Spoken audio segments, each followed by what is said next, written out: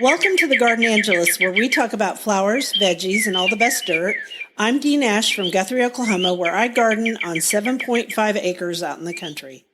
And I'm Carol Michael from Indianapolis, Indiana. I have a suburban garden measured in square feet. It's less than a third of an acre. We call ourselves Garden Angelus because we are evangelists for gardening. We love gardening and we want you to love it too.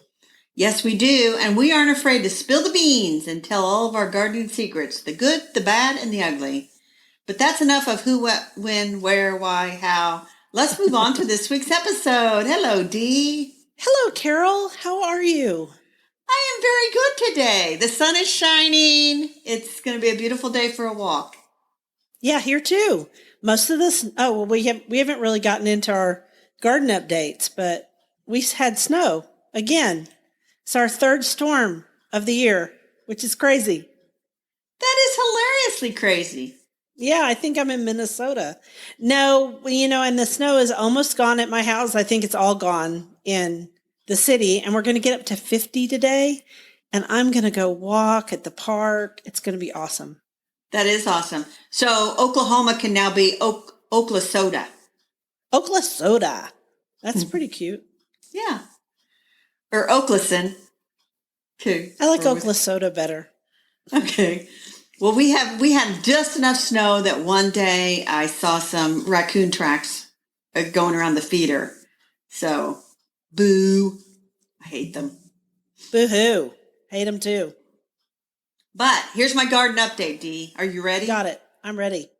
I have microgreens germinating in the sunroom, which is awesome. That is awesome. I had several packets from Botanical Interest, and they were a few years old, but, those seeds are still good. So those are coming up. I have another mix called with basil. It's coming up. And so I'm pretty excited. Going to have me some microgreens. A little bit of salad, a little bit of stuff to put on your sandwich. That sounds good. Yeah. Now, you confessed before we started the podcast, you confessed something about microgreens after you saw my YouTube video. I don't know. We did that whole episode on microgreens a couple of times ago, and I said I'd never grown them. Well, of course I've grown them. Everybody who grows lettuce grows microgreens at first. And I had them confused with what? What was it I had? Sprouts. Yes. I had them confused with sprouts because we did an episode on sprouts a while back, and there's a lot of work to sprouts. Microgreens is basically just planting seeds in potting soil and then clipping them off when they're small.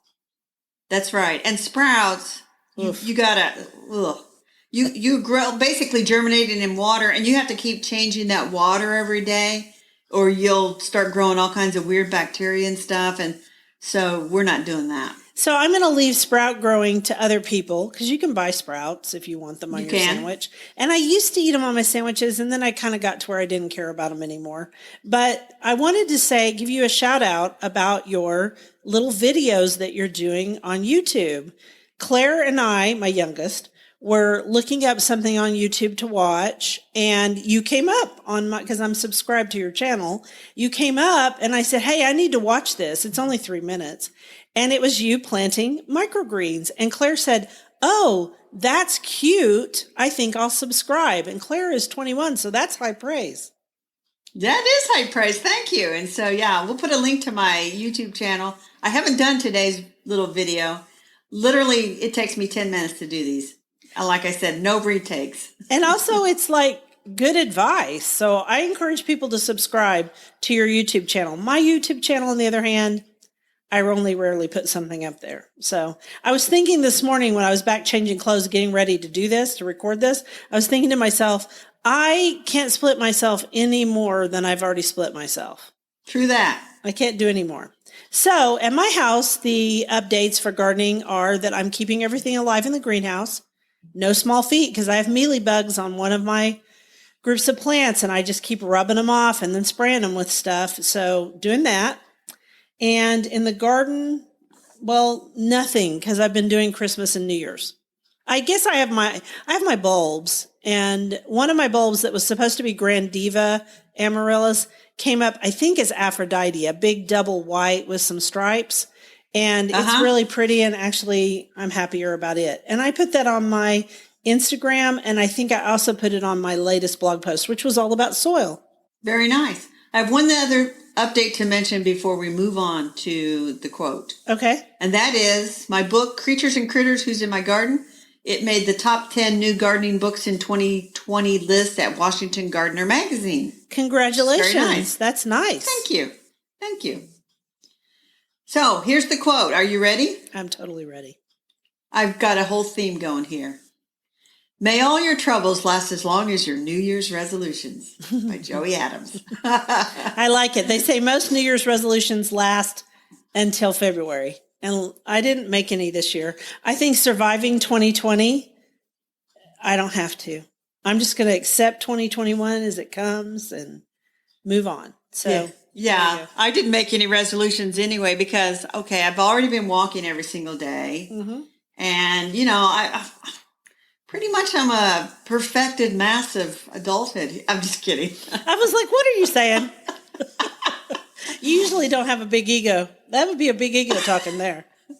No, I didn't make any resolutions in anyway. You just wake up, your eyes are open, you think, okay, I'm going to try to make today a good day. Yeah, every day a good day. I get up, do my meditation, talk with my best friend on the phone, who's named Amy, my best friend locally.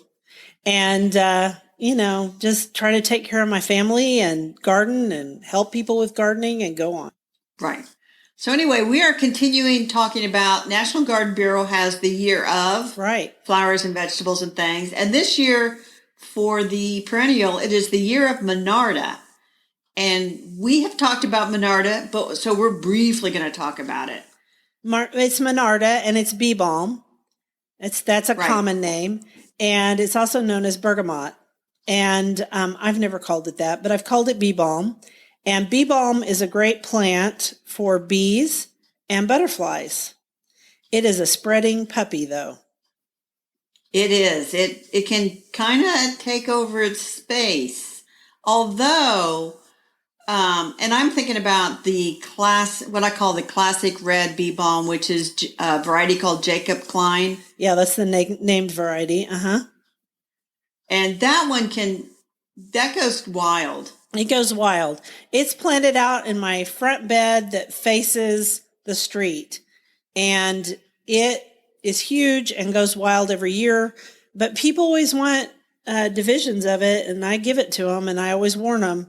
Put it somewhere where you don't mind it spreading, and it likes dry soil. It likes wet soil. It has spreading root system. But it's easy it's a shallow root, so it's easy to pull them up. It's very easy. Yeah, you can just yank it out of there. And I do, because I don't want it growing, and taking over the whole bed, which it would do. But I love it. And bumblebees especially love Jacob Klein. Oh, they do. So that's Monarda didyma, right? We talked about that. And then there's some new ones, right? There's new ones that are like shorter, and there's some that are more contained. I know Proven Winners has several varieties because I've gotten some of the plants in my plants. Right. You named a couple on here. One was called Sugar Buzz. Well, Sugar Buzz is like a whole series of them that they got names like Sugar Buzz, Bubblegum Blast, Sugar Buzz, Cherry Pops. I'm just looking online here at a few of them. Sugar Buzz, Grape Gumball. So they're kind of all named after candy. Gotcha. Hence the name Sugar Buzz. So these are from Walter's Gardens. Yes. And you have lots of choices, and they tend to be a little bit shorter, it looks like to me, 16 to 24 inches, because my Jacob Klein is pretty tall. Yes. Yeah. These are a little bit better behaved, I think. And they're kind of a middle of the border plant instead of a back of the border plant. Right. And then you also mentioned a dwarf variety called Petite Delight, which is from American Meadows. Yeah, well, American Meadows is just one place to get it. I am pretty sure that at a local garden center a couple of years ago, I picked up Petite Delight, and it's only like a foot to 18 inches tall. And it is really kind of nice if that's the one I have. Huh. Well, there you go. And then there's also Monarda fistulosa, which is wild bergamot, and it has lavender flowers. And I see that one grown a lot. And actually, I grew it this year. It is in my meadow. Yay! Because you have in our notes would be great for Dee's meadow. It is definitely in my meadow. I got it in seed, and I spread the seeds even more because it is delightful to look at in a meadow planting, and it's a native, isn't it? Yeah, it's native. It is a native. It's native somewhere in the United States. I know it's native in sort of like the Missouri area because I looked it up on Missouri Botanical Gardens. Excellent website. Yeah, one of the best websites we use. I think it is actually native to Oklahoma too. Possibly. So the other good thing that everybody says is that monardas are deer and rabbit resistant, which is also nice, which is surprising because it's all edible. The whole thing's edible. Right, because it's part of it's a mint. It's part of mint family, which explains those stems that run under the ground. Also, I just looked up about Oklahoma. Yeah. We have actually quite a few bee balms that are native here, including Monarda fistulosa. And then it can handle our dry soils. And then we also have Monarda russelina, which is Russell's horse mint, and it's named for Dr. Russell. And he did some explorations into Arkansas, and so it's pink to white. So those are two that are native to Oklahoma, which is kind of cool. And I actually got this information from the Tulsa World, and we will link to it. Very good. Using their information. Also, the genus name Monarda honors Nicholas Monardes. He was the author in 1577 of the first book published in English on American flora. And you know what? This is why this is such a good article. My dear friend, Russell Studebaker, wrote this article in 1994 for the Tulsa World. And I'm not digressing because Russell just died. Russell died in December. I saw that. Very sad. And I will miss Russell. Russell has given me several plants, and he was a pip and a very opinionated person, but knew his stuff. This article even goes into John Bartram. So I'm going to link to it on our website. It sounds really good. I am going to read that article as well. So I don't know what mints are native to Indiana, but I am sure that there are some out there. The other thing I would like to say about Monarda, Dee, is if people are OCD and like everything all nice and neat, it won't work for them. No, it's got the blooms even have like a raggedy appearance. The petals are all kind of twisty and look like a big mess. And it reminds me that some people might want to comb them out real nice and straighten it up, and you can't. It's people. No, they look crazy and wild. And also Monarda gets the same thing zinnias get, that mildew, the powdery mildew. And so not all Monardas do. They've been selecting for some that don't get it, but a lot of them do. So if you can't take powdery mildew occasionally, then you might not like Monarda. But my attitude about the powdery mildew is once the Monarda quits blooming, just chop it off. That's what I would down do. To the ground. And for a perennial, they actually will bloom for a pretty good while, at least a month or so. Yeah, they bloom a long time. And if you have different varieties, they bloom at different times too. Because I have Jacob Klein in my front garden, and then I have a purple one, a really beautiful dark purple one, and they bloom in separate beds and they overlap. But you get a longer bloom time. Well, I kind of like the Sugar Buzz series. I might check into more of those. I don't know where I'm going to put them, but that never stopped me from buying a plant before. No, it didn't. Sometimes I have to talk you into buying books, but never talk you into buying plants. If I just show you a plant list, off you go. Uh-huh. You don't have to talk me into books. Well, maybe you do. A little. Not much, though. And sometimes we don't like the same books. So there you go. No, we don't always. So, Monarda, we have talked about it before. I think we have provided some very excellent information for our listeners. And it's now on to the next quote. The next quote is, every time you tear a leaf off a calendar, you present a new place for new ideas. Charles Kettering. Very nice. So do you like a calendar that shows the whole month, or do you like that daily whoosh, take that day off calendar? I mostly use the calendar on my phone and on my computer now, but I also have a wall calendar that sits next to my desk in the kitchen because that's where my office is. I don't really do the page a day ones anymore. I used to. What about you? I used to have those when I worked, and I would have one on my desk, and there was something satisfying about like that day's done. Yeah, I think as I've gotten older though, now I go, oh, that day's done. Oh my gosh, where's the time going? Yeah, exactly. So we decided for our vegetable topic today, we are going to talk about each of us 3 vegetables that if we had a new gardener show up and they wanted to plant an early spring vegetable garden, which in Indiana would be around mid-March and in Oklahoma would be end of February. What would we have them plant? And this is stuff that you would just direct sow outside. This isn't stuff that you would be planting seeds now and growing inside to transplant outside. So we picked 3 easy things. Do you want to go first? Yeah, I picked peas, kale, and radishes. So when you say peas, do you mean shelling peas or do you mean potted peas? So since it's a new gardener, I would say for them to use a potted pea, like a snow pea or a sugar snap pea. Okay.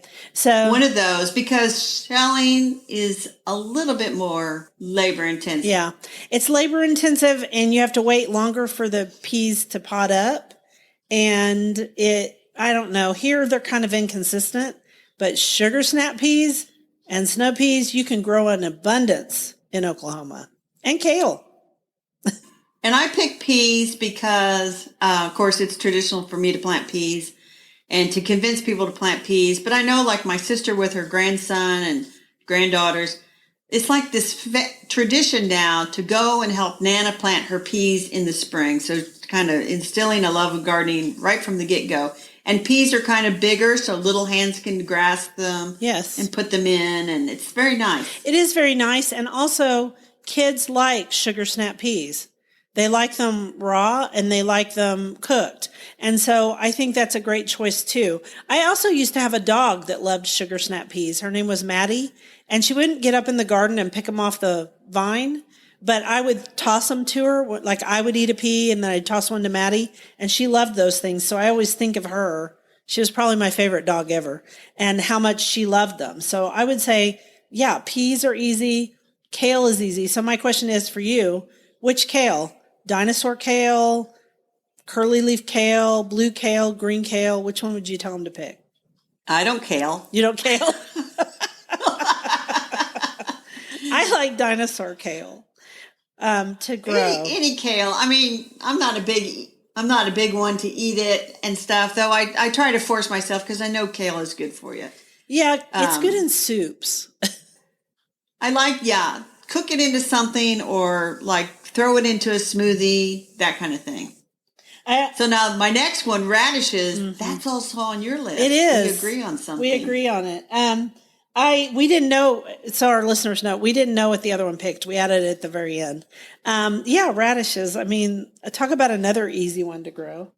And of course, there's only one variety to grow, right? Well, you're going to say that, and I don't feel that way. I think you can grow lots of different radishes. Which one is your one? You can, but, well, I got a 1 and a 2. Cherry Bell is number 1. I knew you were going to say Cherry Bell. Cherry Bell's easy. Yeah. And French Breakfast is the second one. It's easy too.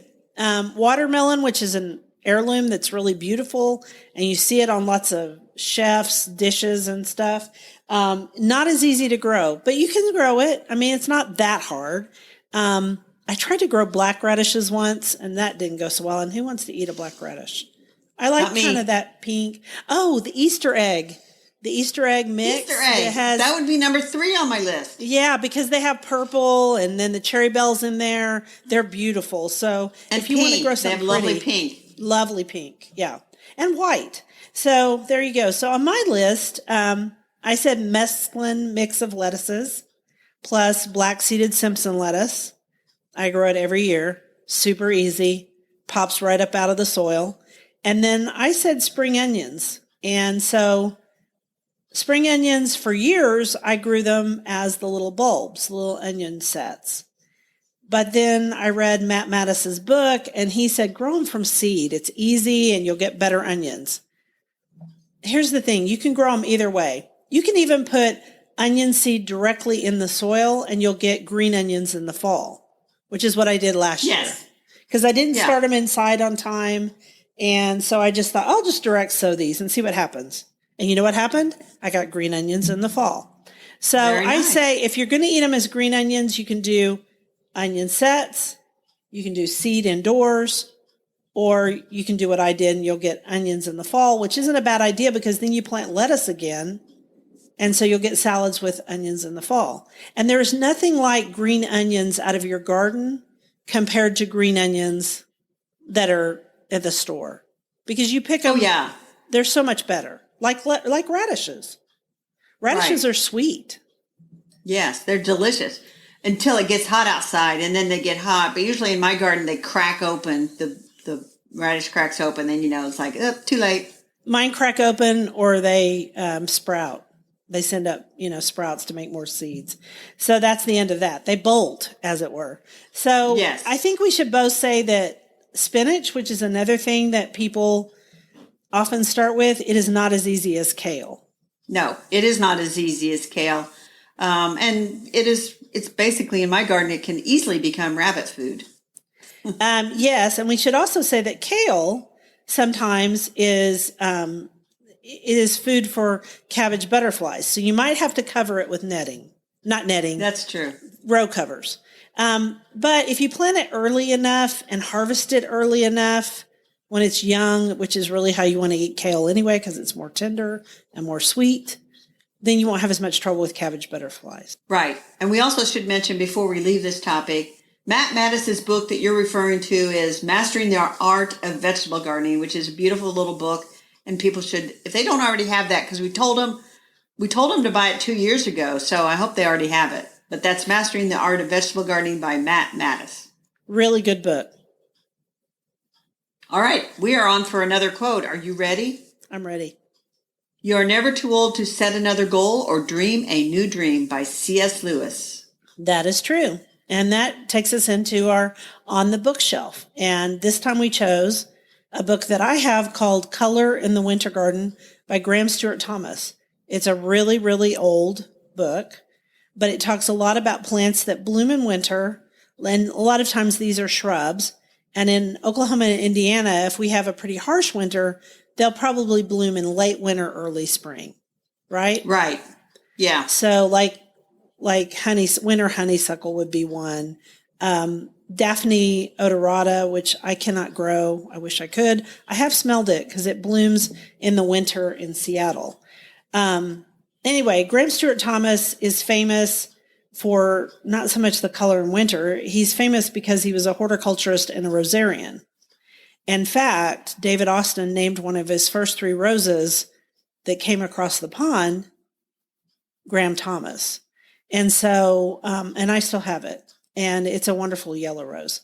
Anyway, he was born in 1909. He died in 2003, so he was really, really old. And he was. He was really old. So you can find a good used copy of this book, and it's cheap. I think we found it for $5 online. Has color. It doesn't have color pictures. I think the pictures are black and white, but it is a very good book if you want to learn more about winter gardening. Yes. And so here in Indiana, Daphne will not grow. I don't think the winter honeysuckle will grow and bloom. About the only winter flowers we get from shrubs would be the vernal witch hazel will bloom in which he February. Also mentions. And I have that witch hazel also. And I have a bunch of witch hazels, but I have that one too. And I need to say one thing about winter honeysuckle. It is invasive in some parts of the United States because it is not a native shrub, and it kind of takes over because it's a honeysuckle. I do have it in my garden. I have not seen it be aggressive or do anything except for just sit there. And it blooms in late winter, early spring. Really pretty plant, blooms in about February or March. I'm not suggesting everybody plant it. I'm suggesting you look it up and decide, is it aggressive or invasive in your area? Yes, and that brings up a good point we should make about older gardening books. And they can be very charming and very interesting and provide you with a lot of good ideas. But something that even in the 1970s, everybody thought was a wonderful plant, by now we know it's like an invasive thug and should never be planted. And so it pays to read the book, make your list, and then go look it up, because I even in horticulture school back in the 70s learned about some shrubs and trees and stuff that were quote unquote great landscape plants. And now it's like, oh, I shouldn't mention those. Yeah. No, don't plant those. And one would be the Bradford pear, because now it has mated with the caliper pear and has spread all over the United States. Regular vining honeysuckle, Asian honeysuckle is another one. Exactly. Don't plant that. It's bad. And it's all over the southeastern part of the United States. And Tulsa really fights both the pears and the honeysuckle, and you can always see them in the wintertime. Yes. All right, let's move on to our new quote. Get off that topic of invasive plants. We're killing our buzz there, Dee. I know, it's kind of making me sad. And this is all about hope and new beginnings. Exactly. With the new day comes new strength and new thoughts, by Eleanor Roosevelt. Okay, so Eleanor Roosevelt is one of my real heroes. I admire her so much. And I think that's so true, because you know how sometimes you'll have a problem or you'll be upset about something, and if you can go to sleep and wake up the next day, it's just not that big a deal. That's right. And so that has nothing to do with our dirt. It was just, the theme of the quotes.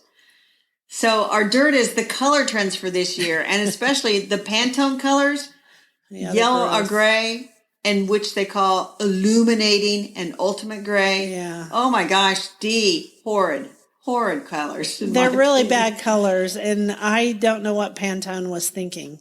And gray has been popular in houses for a long time. Gray is not too good in gardens, and illuminating, the color that they're talking about, isn't it kind of a greenish yellow? It's, I'm going to say it's close to school busy yellow. Oh. And I'll tell you what, and you go and look at the websites, and I did a bunch of looking around, and they say, okay, use gray as sort of the main focal, and then just use little pops of that yellow, like a vase or a throw pillow. They're not recommending you paint an entire room that horrid yellow color. Yeah, I would actually say that this is lemon yellow. I'm looking at it right now. And the gray is a really nice shade of gray. And gray is used in gardens, although we think of it as silver. Yeah, and you can think of lavender, lamb's ear. There's certain plants that have a grayish... Artemisia. Those are, they have their place in certain gardens. Yeah, they do. And they're great for gardens where you don't have a lot of water. Now, yellow, this shade of yellow, I don't see much of it in the garden except Arnold's Promise. Arnold's Promise, we just talked about witch hazels. That is that color of yellow. And that color is very welcome in early spring because everything else is blah, right? Right. Daffodil yellow. But here's the thing. So maybe, and this is a throwback to when I was an employed person and worked in IT. I had to go to a software company in a suburb of Chicago. And I walked into these offices, and the color scheme, I still remember, was gray and yellow. And I'm like, at the end of the day, I literally turned to the person. I says, how do you work in this office every day with this hideous color combination? Yeah. And what did they say? Apparently they had gotten a good deal on used wall panels. They had all those cubicle wall panels. Yeah. They'd gotten a good deal because they're ugly. Yeah, no kidding. So, if you want to use these colors in your garden, which I think we do use a lot of yellow. Yellow is very popular. Unless you hate yellow. I have one friend who hates yellow. She will not use it in her garden anywhere. But my daughter, on the other hand, loves gray and yellow. Teach their own. She loves yellow flowers. Yeah, to each their own. Now, when we looked these up the other day, we also talked about Dwell Magazine. And Dwell Magazine said that certain 4 colors will dominate our homes. Warm neutrals, which would be browns, dramatic black, natural greens, and serene blues. Well, that just sounds like people want to get back out in nature. Exactly. To me, that they're tired of being at home, which I am too.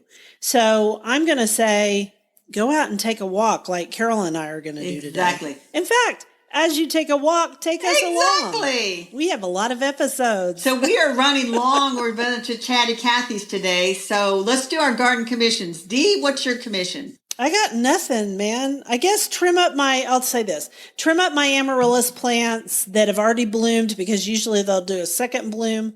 That's my garden commission. So my garden commission, I'm going to keep tending my microgreens, probably plant another flat of them. And then, Dee, believe it or not, I think I'm going to challenge myself to go ahead and order my main seeds, the ones I know, tried and true, I'm going to order those this week. Me too. There you go. And then remember, we still have to do our terrarium project over Zoom. So we'll figure out when we're doing that. Yeah, we'll do that. All right. Well, thank you for listening to The Garden Angelist. If you like our podcast, please tell your friends about us. Also, hit that subscribe button so you don't miss anything. And if you listen to Apple Podcasts, we'd love a 5-star review that helps us get noticed by others. Yes, and be sure and check out our show notes for links for information about today's topics, plus links to our own websites. And if you want to help support us, use those affiliate links. If you buy something after clicking through on them, we earn a small commission and it costs you nothing. It was lovely to chat with all of you over the garden gate today. Bye until next week. Bye, everybody.